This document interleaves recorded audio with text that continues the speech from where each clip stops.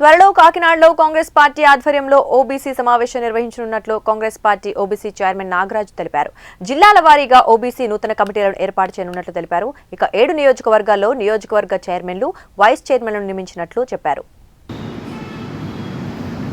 Media మిత్రులకు నమస్కారం.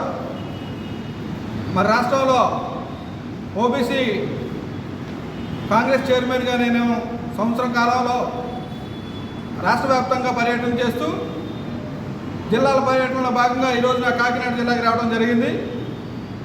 DCC గారి ఆధ్వర్యంలో మరి 7 నియోజకవర్గాల్లో చైర్మన్లు, వైస్ చైర్మన్లు, అలాగే మండల చైర్మన్లు, వార్డు చైర్మన్లు కూడా త్వరలో నియమించుకుని రాష్ట్ర వ్యాప్తంగా అన్ని జిల్లాల్లో కన్నా కాకినాడ జిల్లా ముందుండేట్టుగా మేము చేస్తామని జిల్లా ప్రెసిడెంట్ గారు హామీ ఇచ్చారు.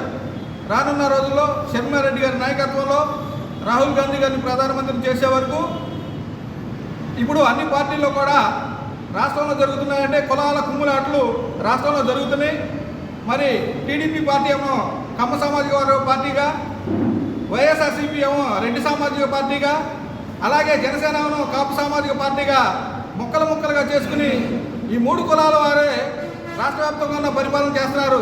మరి ఎస్సీ, బీసీ, మైనార్టీలకి ఏదైనా పార్టీ ఏదైనా ఉందంటే అది కాంగ్రెస్ పార్టీ అని మేము బలంగా నమ్ముతూ రానున్న రోజుల్లో ఈ నిర్ణయాలను తీసుకెళ్లి రాష్ట్ర వ్యాప్తంగా ఉన్న అధిక జనాభాలో 80% ఉన్న ఎస్సీ, ఎస్టీ, బీసీ, మైనార్టీలు ఎవరైతే ఉన్నారో వాళ్ళందరినీ, అలాగే అగ్రకులాల్లో ఉన్నటువంటి ఉన్నవాళ్ళు కూడా కలుపుకుని కాంగ్రెస్ పార్టీ అధికారం వచ్చే దిశగా మేమంతా పనిచేస్తామని కాకినాడ జిల్లాలో రానున్న రోజుల్లో భారీ ఓబీసీ కాంగ్రెస్ మహాసభ పెడుతున్నామని తెలియజేస్తున్నాం.